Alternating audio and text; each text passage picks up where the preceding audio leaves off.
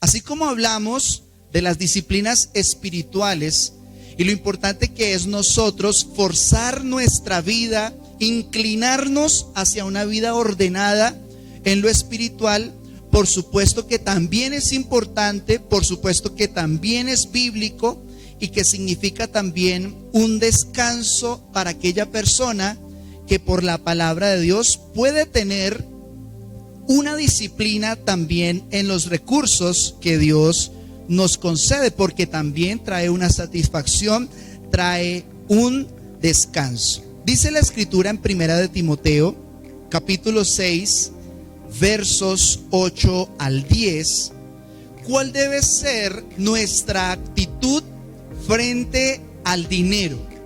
¿Cuál debe ser nuestra actitud como hombres y mujeres de Dios frente a los recursos financieros? Y yo le pido que usted no se separe de esta enseñanza. ¿Por qué? Porque tal vez uno dice en su corazón, no, yo tengo muy poco, no tengo nada ni siquiera para administrar. O hay personas que dicen, yo tengo mucho y ya tengo demasiadas responsabilidades que he adquirido. Pero recuerden esto, que el consejo de Dios siempre tiene el propósito de edificarnos, de levantarnos, de glorificar precisamente la obra de Dios en nosotros. Y presta mucha atención, porque esta es la actitud que los hijos de Dios debemos tener frente al dinero, frente a la vida material.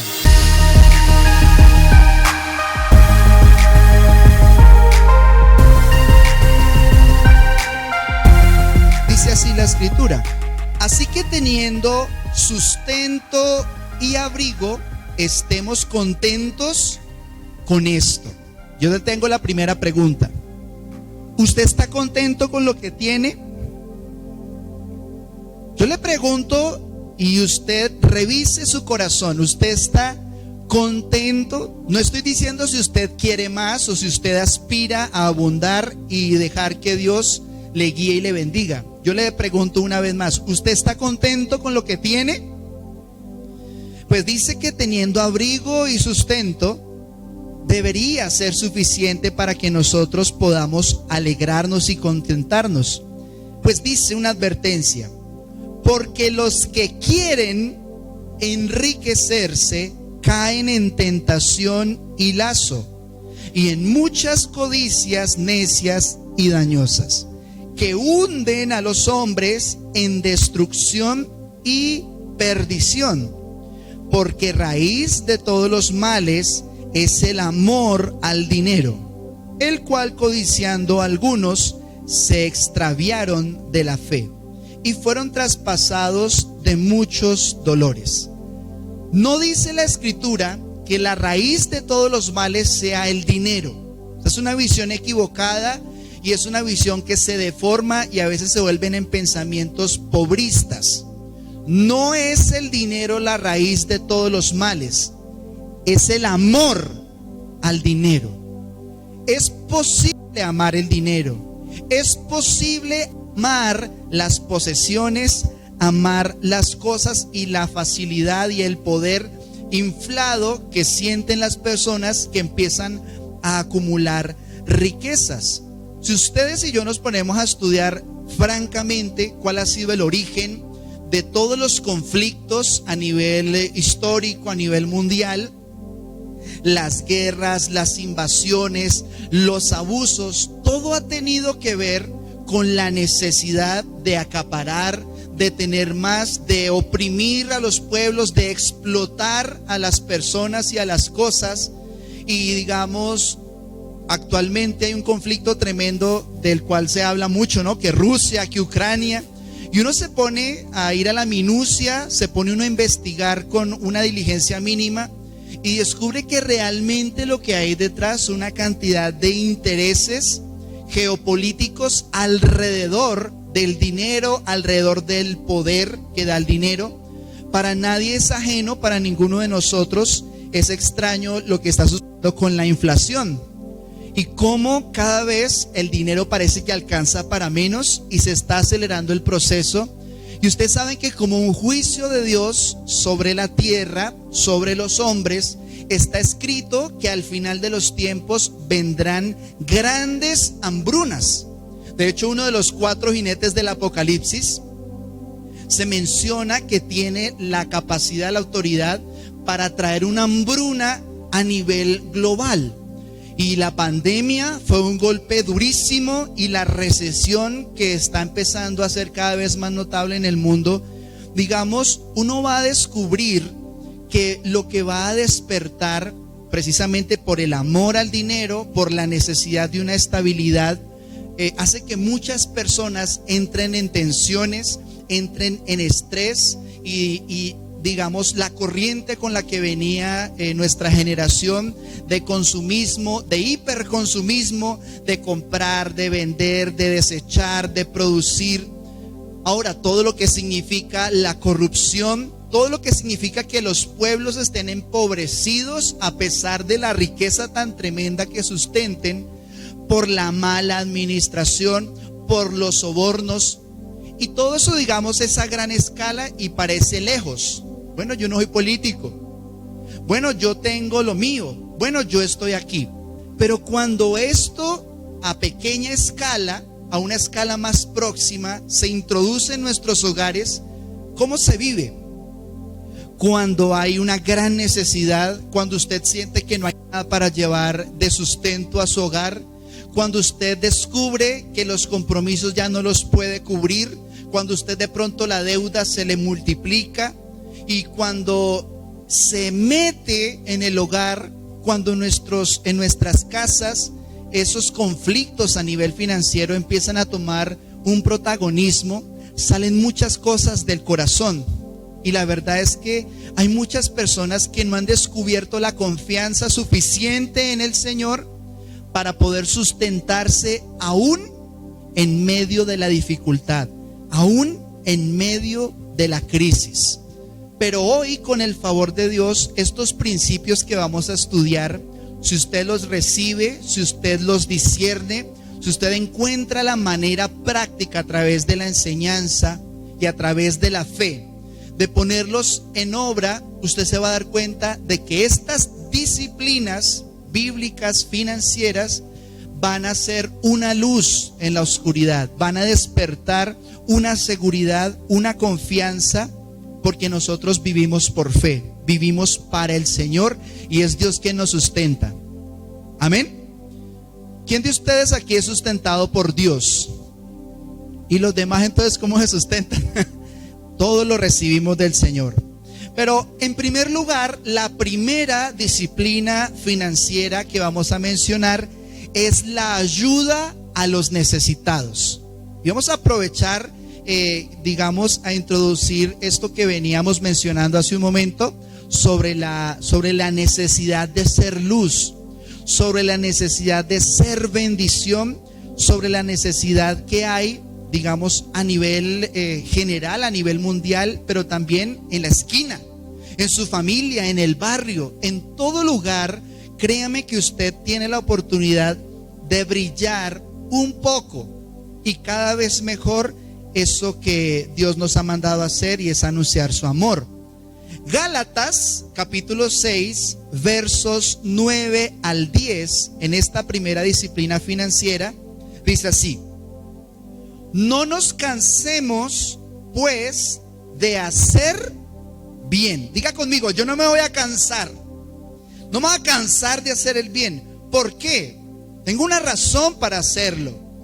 Porque a su tiempo segaremos si no desmayamos. Así que según tengamos oportunidad, mire lo interesante de este principio. Aquí hay una aclaración. Según tengamos oportunidad. Cuando fuimos el jueves a la invasión a llevar, porque pudimos llevar otros 4 mercados extra y pudimos estar allí con estas familias, les dejamos muy claro: nosotros nunca vamos a venir aquí a ustedes a pedirles dinero, a obligarlos que tienen que ir a la iglesia.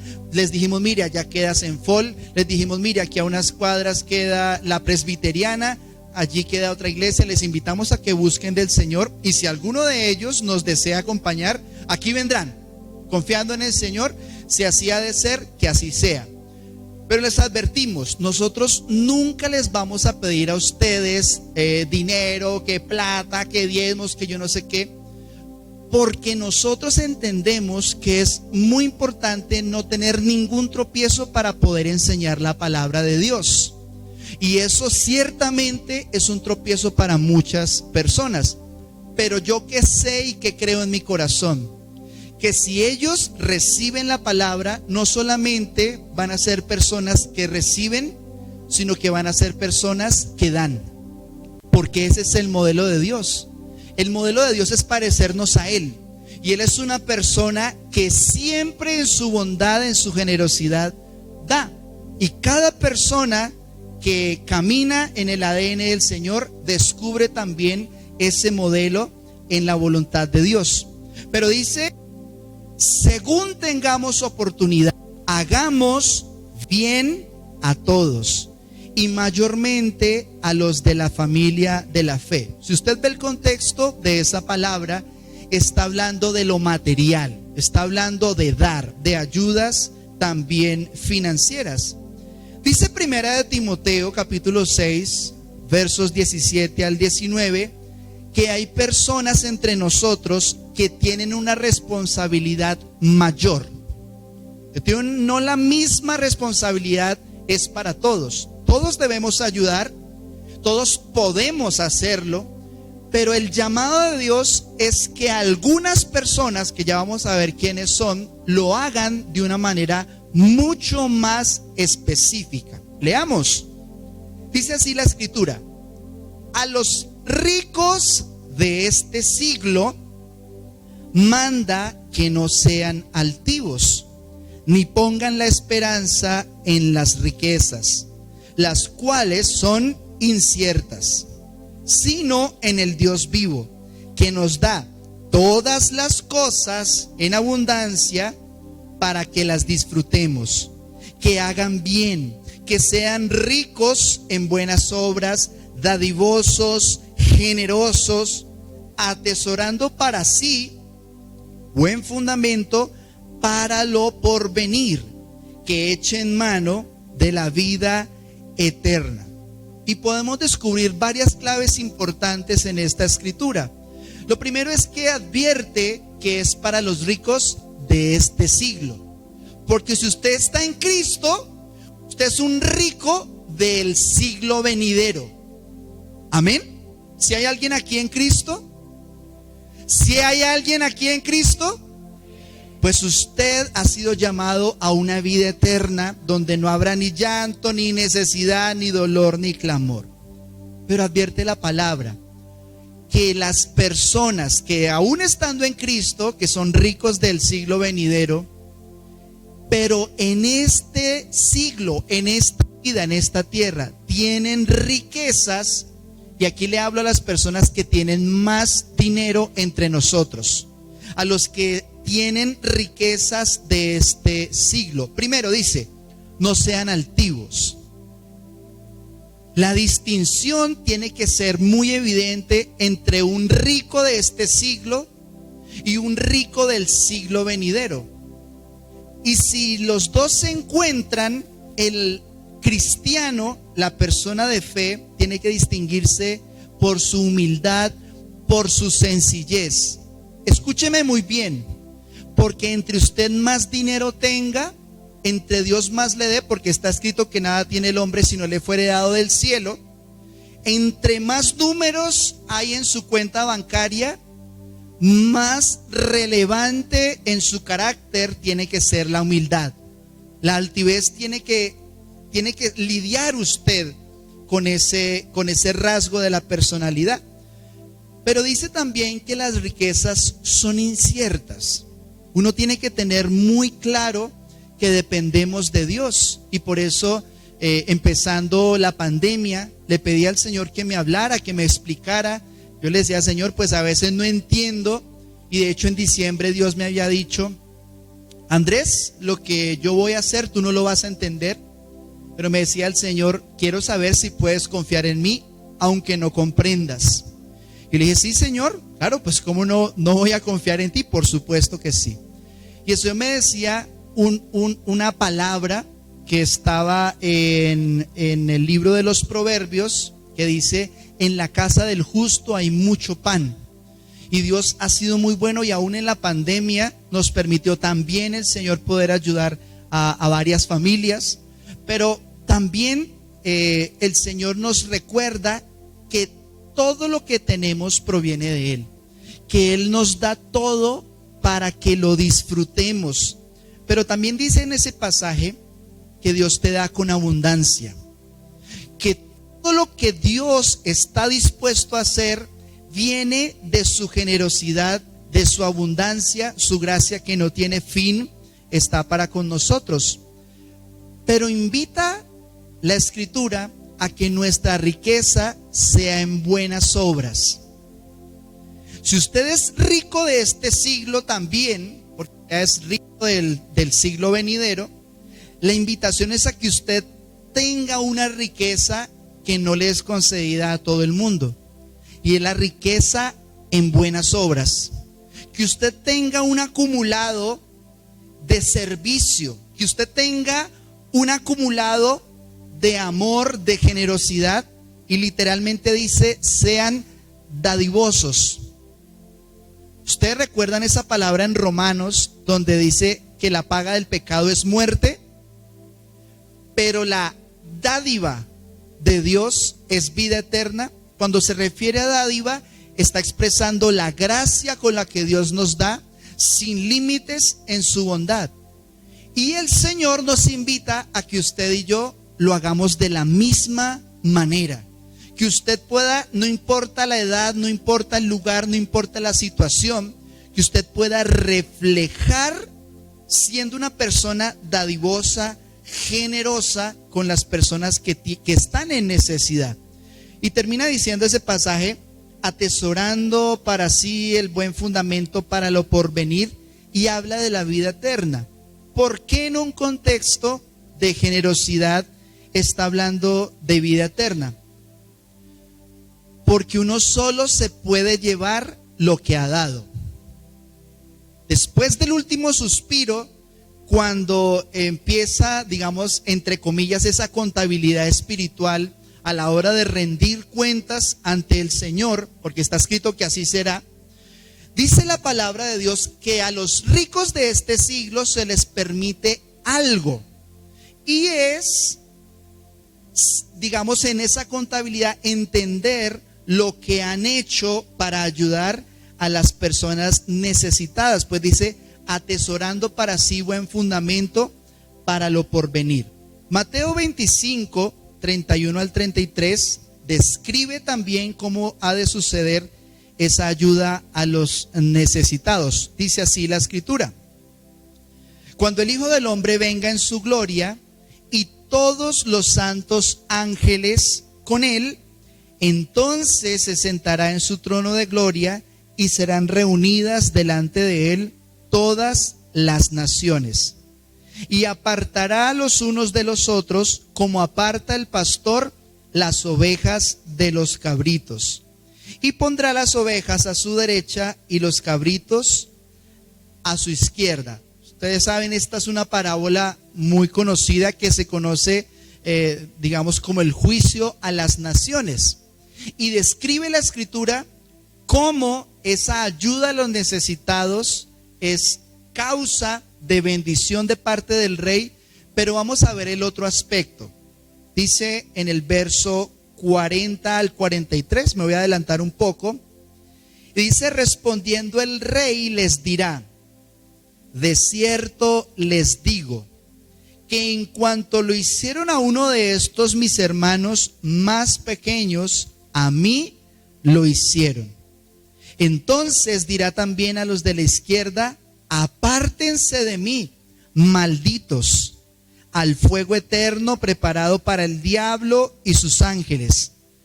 Porque tuve hambre y no me dieron de comer, tuve sed y no me dieron de beber, fui forastero y no me recogieron, estuve desnudo y no me cubrieron, enfermo y en la cárcel y no me visitaron. Y menciona algunas obras específicas. Nuestra salvación no es por obras, nuestra salvación es por fe, por la fe en Jesús, por la obra de la cruz. Pero aquí menciona que una persona que no tiene la guía del Espíritu Santo, que no tiene a Cristo obrando, recibe una maldición. Y es la maldición de lo que vamos a ver al final, que es una condenación. Pero dice, darle de comer al hambriento. Revise su corazón. Si usted conoce a alguien con hambre, revise su corazón si usted conoce a alguien que tenga sed. Revise su corazón si usted al extranjero, al forastero lo ha recogido. No dice solamente decirle Dios te bendiga. Recogerlo. Ese es el grado de compromiso que Dios nos invita. También dice, estuve desnudo y no me cubrieron. O sea, también tener la oportunidad de servir vistiendo a personas que no tienen la oportunidad de vestir, y visitar a los enfermos y a las personas en la cárcel, de manera que es demasiado importante. Pues termina esa parábola diciendo, en el verso 46, dice, e irán estos al castigo eterno y los justos a la vida eterna. Un rasgo de la justicia es la ayuda a los necesitados. Por eso yo le invito a que usted se enamore de la palabra de Dios. Porque usted me dice, bueno, ¿y yo cómo hago para ayudar a los demás si no tengo? Esa es una motivación extra. Que tengo que crecer, tengo que abundar, tengo que administrar con tanta sabiduría y ser tan lleno de la gracia de Dios, que yo pueda incluir en mis gastos fijos, en mi presupuesto, la ayuda a los necesitados. Está escrito en la palabra de Dios que dice, el que robaba no robe más. Dice, trabaje con sus manos para dar a los que no tienen. Entonces, si su propósito de vida era perdición, era estar robando, era estar atracando, Dios es tan bueno que le va a permitir a usted ayudar a otras personas. Pero en segundo lugar, vamos a ver rápidamente que otra disciplina financiera es la honra familiar. Y esto tiene que ver también con lo material. Por supuesto que la honra tiene que ver con las palabras, con la actitud, con un trato hacia nuestros padres. Y es tan relevante que es uno de los mandamientos que aparece en el Decálogo, que Dios mismo escribió con su dedo en la tabla. Y dice en Deuteronomio 5:16, honra a tu padre y a tu madre como Jehová tu Dios te ha mandado, para que sean prolongados tus días y para que te vaya bien sobre la tierra que Jehová tu Dios te da. Entonces, sí es una actitud, sí son palabras, sí es tener cuidado moralmente, digamos, de nuestros padres, pero también tiene que ver, la honra tiene que ver también con lo material.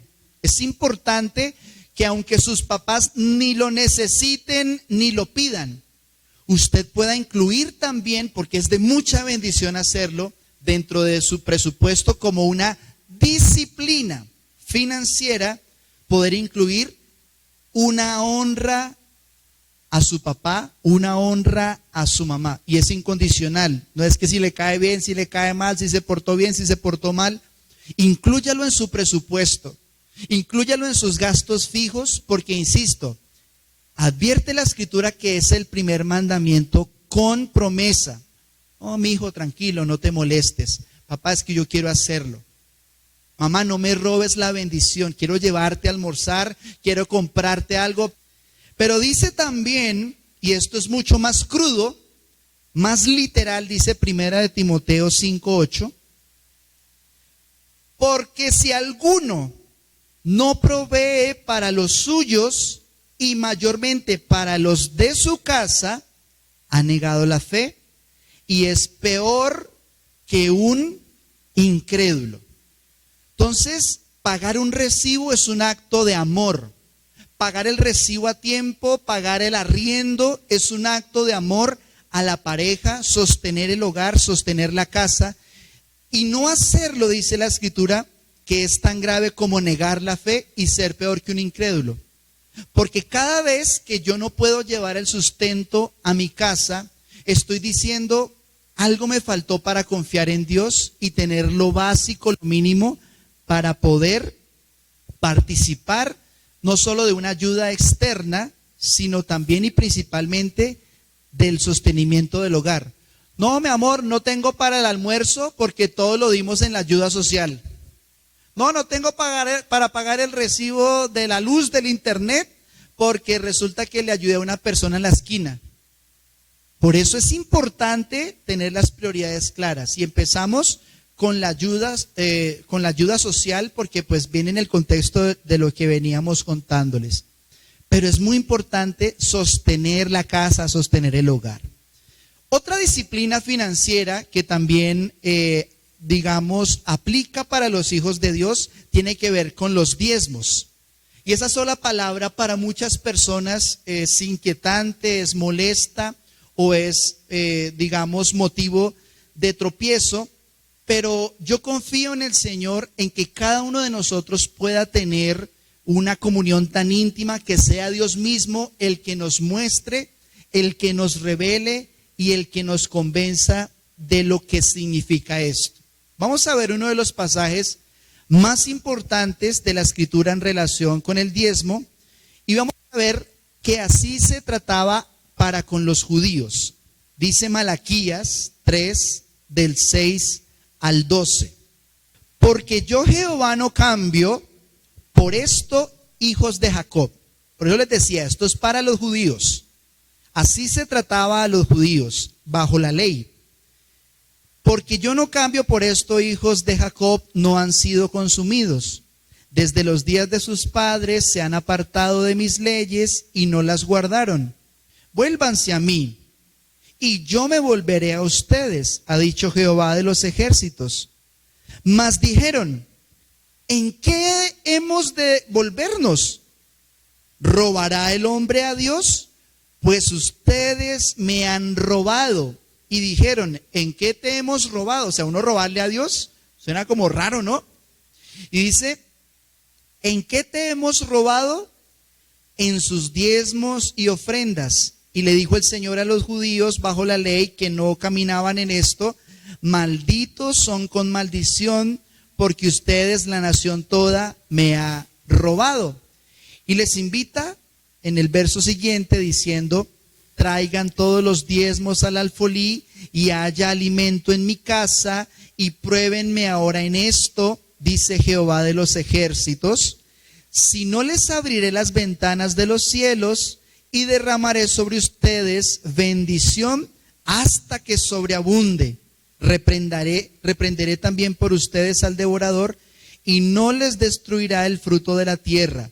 Ni su vida en el campo será estéril, dice Jehová de los ejércitos, y todas las naciones les dirán bienaventurados, porque serán tierra deseable, dice Jehová de los ejércitos. Y aquí quiero hacer una aclaración, porque hay personas que afirman que por el diezmo estar bajo la ley, y nosotros estar bajo la gracia, que por esa razón nosotros no deberíamos, no hacemos parte de ese régimen financiero de pagar los diezmos. Sin embargo, quiero dejar muy claro que el diezmo no viene como la ley, o sea, no vino por la ley. Realmente lo que hizo la ley fue regular un principio que ya venía. Muchos principios venían desde antes de la ley, por lo menos la fe no empezó con Cristo. La fe se perfeccionó en Cristo, pero empezó realmente desde mucho tiempo atrás. Y se menciona, por ejemplo, que el padre de la fe es Abraham. Por eso el diezmo no está bajo la ley, pero nosotros por estar bajo la gracia no significa que no debamos caminar en él. Dice Génesis 14, 18 al 20, dice algo que sucedió mucho antes de la ley. 600 años antes de que Moisés subiera al monte a recibir las tablas de la ley, sucedió esto. Entonces Melquisedec, rey de Salem y sacerdote del Dios Altísimo, sacó pan y vino y le bendijo diciendo: bendito sea Abraham del Dios Altísimo, creador de los cielos y de la tierra, y bendito sea el Dios Altísimo que entregó tus enemigos en tu mano. Y le dio a Abraham los diezmos de todo. Entonces Abraham, que es el padre de la fe, él dio los diezmos de todo. Y usted encuentra en Hebreos capítulo 7 que explica quién era Melquisedec, qué representaba ese nombre, qué significa y qué posición tenía. De manera que la ley, aunque fue de alguna manera desplazada, y hoy estamos bajo un régimen superior que es el de la gracia, porque es notablemente en todos los aspectos superior a la ley, así como usted, como hijo de Dios, incluye dentro de su administración la ayuda a los necesitados, la honra a sus padres, es muy importante que usted no deje de diezmar. Si ustedes dicen, bueno, ¿y qué dijo Jesús sobre el diezmo? Vamos a verlo en Lucas capítulo 11, verso 42, la única vez que Jesús se refiere al diezmo en la Escritura. Dice: hay de ustedes fariseos que separan para Dios la 10ª parte de la menta, de la ruda y de toda clase de legumbres, pero no hacen caso de la justicia y el amor a Dios. Esto es lo que deben hacer sin dejar de hacer lo otro. Esa que es la traducción Dios habla hoy, nos menciona que el Señor denunció cómo estos fariseos amaban tanto al dinero, que para ellos todo era diezmo, que para ellos todo era ofrenda, que para ellos todo era, digamos, la parte financiera, y estableció un principio. Es bueno hacer una cosa, pero sin dejar de hacer la otra. Veamos ahora ese mismo pasaje en otras traducciones. Veamos Lucas 11:42 en la Nueva Traducción Viviente. Es cierto que deben diezmar sin descuidar las cosas más importantes. En la PDT, Palabra de Dios para Todos, dice: más bien hagan eso sin olvidarse de hacer lo otro. En la Biblia la Palabra, la BLP, dice: esto último es lo que deberían hacer, aunque sin descuidar lo otro. Y en la traducción en lenguaje actual dice: deben dar a Dios la 10ª parte de todo, pero sin dejar de amarlo y sin dejar de ser justos. Lo resumo de una manera lo más sencilla posible.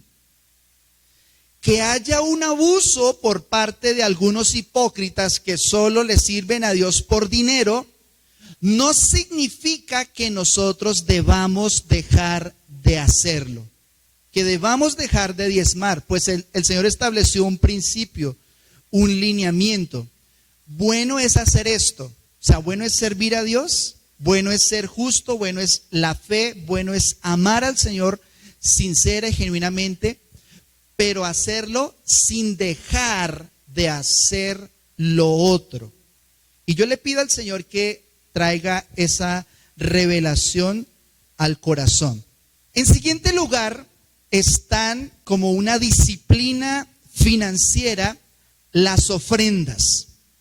Es importante que dentro de nuestro conocimiento de Dios y en el adentrarnos en lo que significa ser transformados en todas las áreas, nosotros también aprendamos a ofrendar. Y yo quiero hacer una distinción. No es lo mismo las ofrendas del Antiguo Testamento que las ofrendas en el Nuevo Testamento. Hay una distinción muy clara en la palabra de Dios. Y repito, no es lo mismo la ofrenda de la vida antigua en el Antiguo Testamento que la ofrenda como es mencionada en el Nuevo Testamento. Miren, en el Antiguo Testamento habían 5 clases de ofrenda. Estaba la ofrenda de holocausto, estaba la ofrenda de grano, la ofrenda de paz. Esas 3 ofrendas eran voluntarias. O sea, la persona voluntariamente ofrecía a Dios la cantidad y la manera con cierto margen de libertad, ¿cierto? Entonces llevaban grano, o sea, llevaban literalmente, su ofrenda era llevar o harina, o llevar legumbres, o frutas, o verduras, o algunos granos muy específicos que menciona la Escritura. Y esos tres primeros, la ofrenda de holocausto, la ofrenda de grano y de paz, tenían un margen allí. Pero habían dos ofrendas que eran completamente obligatorias. Y eran la ofrenda por el pecado y la ofrenda de expiación. Esas dos eran obligatorias, no eran alternativas. Y esas no subían como olor grato al Señor, las anteriores sí. El sacerdote tenía que recibir el grano o la harina y tenía que mecerla. Por eso se menciona ahí en la Biblia, en Levítico, donde usted lo encuentra, como la ofrenda mecida. O sea, literalmente debía sacudirla y presentarla en lo alto al Señor. Pero la ofrenda por el pecado y por la expiación eran corderos o toros o tórtolas, y esos animales tenían que ser sacrificados. Repito, estoy hablando del Antiguo Testamento, porque en Cristo la ofrenda perfecta fue el cuerpo de Jesús. Y usted y yo en Cristo hemos cumplido, al estar en el Señor, esa ley. Pero veamos muy brevemente también otra ofrenda del Antiguo Testamento, en Génesis 4 del 2 al 5. Y dice así: y Abel fue pastor de ovejas, y Caín labrador de la tierra. Y aconteció andando el tiempo que Caín trajo del fruto de la tierra una ofrenda a Jehová. ¿Usted sabía que aún Caín ofrendó? O sea, el tipo era un asesino en potencia, porque ya tenía en su corazón lo que era necesario para hacer el mal. Pero aún él, siendo con ese corazón, dio una ofrenda. Lo hizo de una manera voluntaria al Señor. Pero dice que Abel también trajo, pero lo hizo de los primogénitos de sus ovejas, de lo más gordo de ellas. Y miró Jehová con agrado. ¿Solamente miró a Abel? ¿O qué dice la Escritura? Dice, miró Jehová con agrado a Abel. A Abel. Pero también dice que miró con agrado su ofrenda. Piense en esto cuando usted lo haga con su corazón. Usted sabe que en Cristo usted es agradable al Señor por la fe.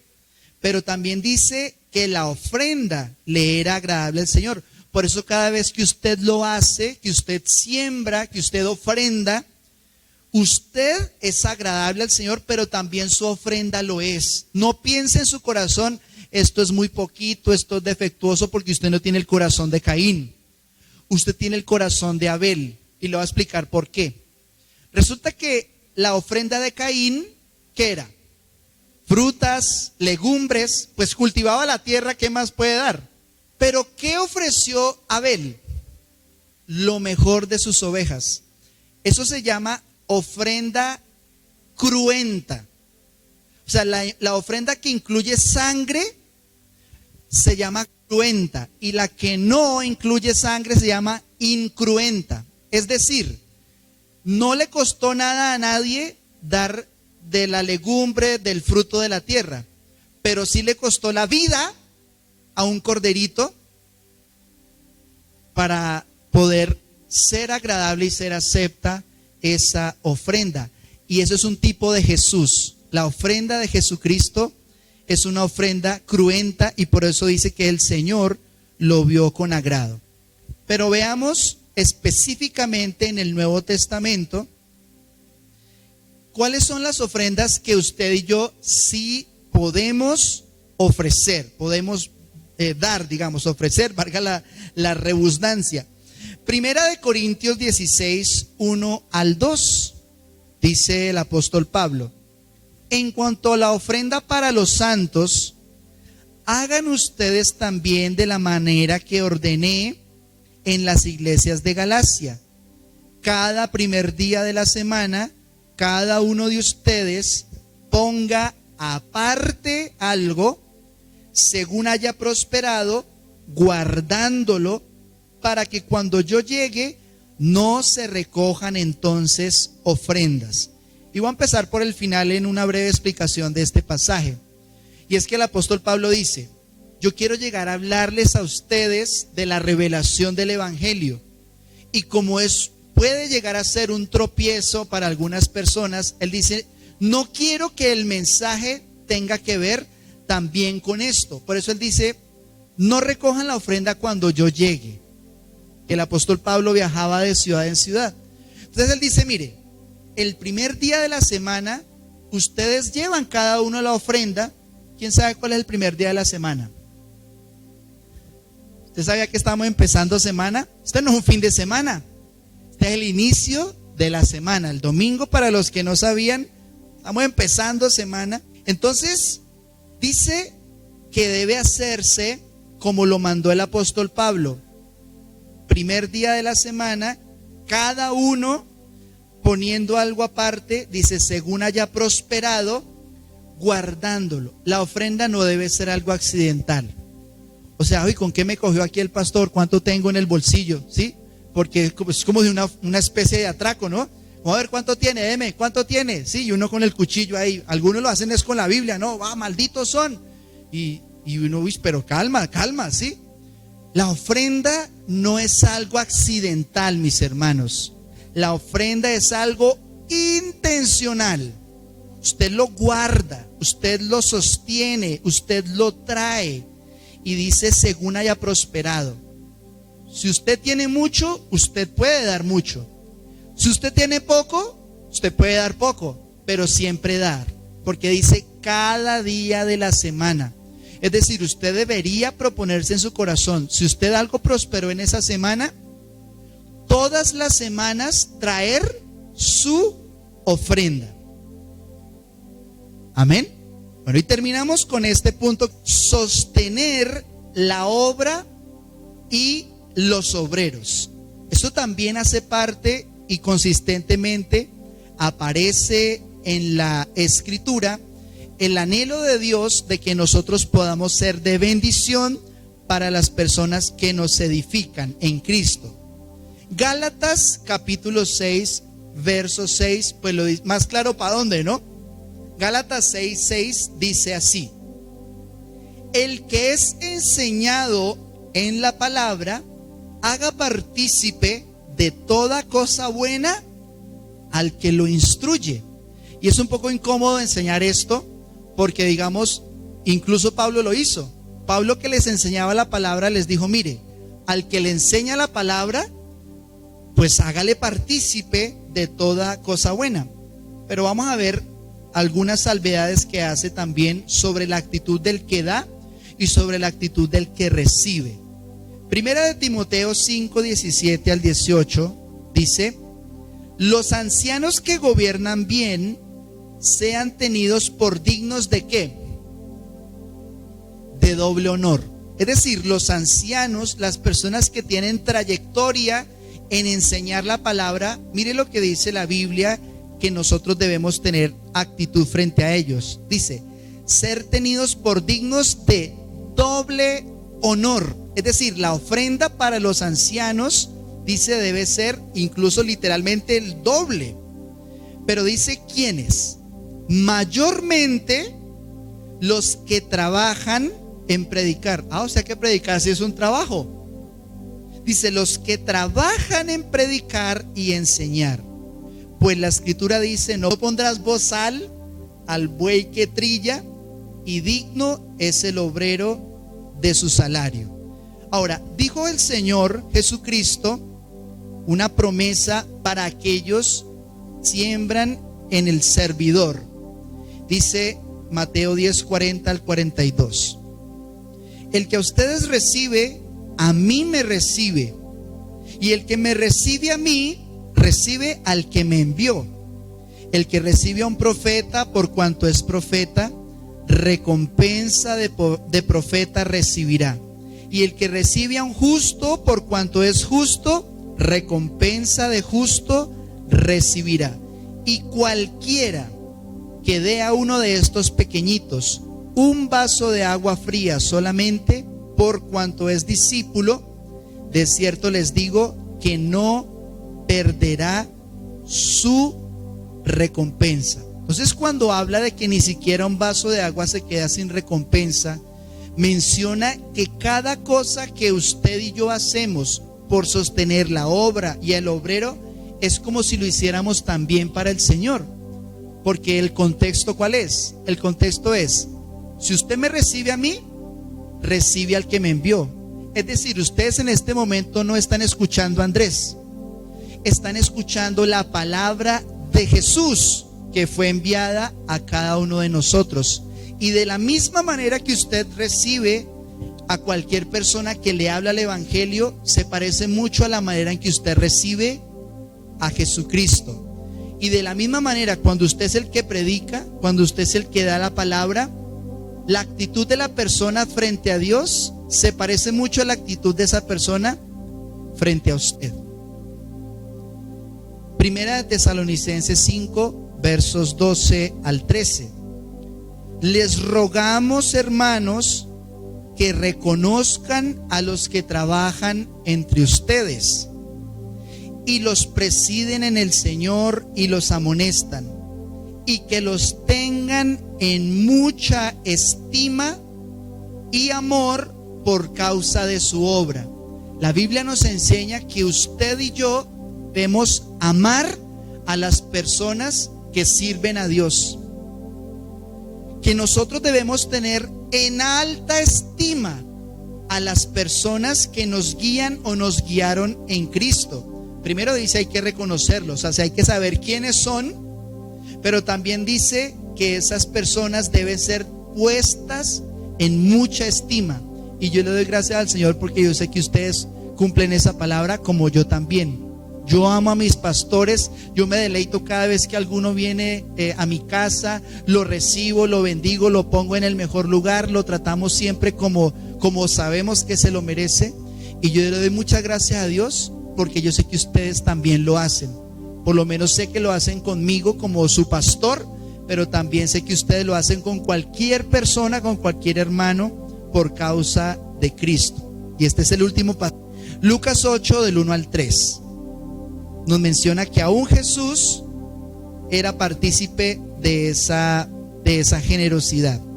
Dice, aconteció después que Jesús iba por todas las ciudades y aldeas, predicando y anunciando el evangelio del reino de Dios, y los 12 con él, y algunas mujeres que habían sido sanadas de espíritus malos y de enfermedades. María, que se llamaba Magdalena, de la que habían salido 7 demonios, Juana, mujer de Chuza, intendente de Herodes, y Susana, y otras muchas que le servían de sus bienes. Entonces, aún Jesús recibió ofrendas, mujeres que le servían.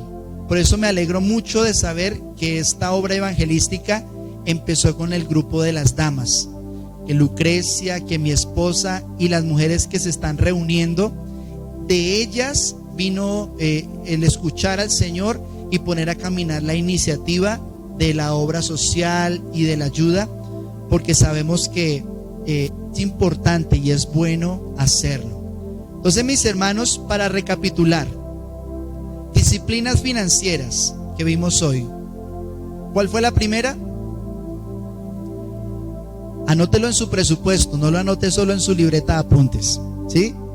Ayudar a los necesitados. Segundo, honra familiar. ¿Cuál fue el tercero? Los diezmos. ¿Cuál fue el cuarto? Las ofrendas. Y además, sembrar en los obreros, reconocerlos y honrarles también. ¿Por qué? Porque nuestro mejor ejemplo de entrega es Jesús. Amén.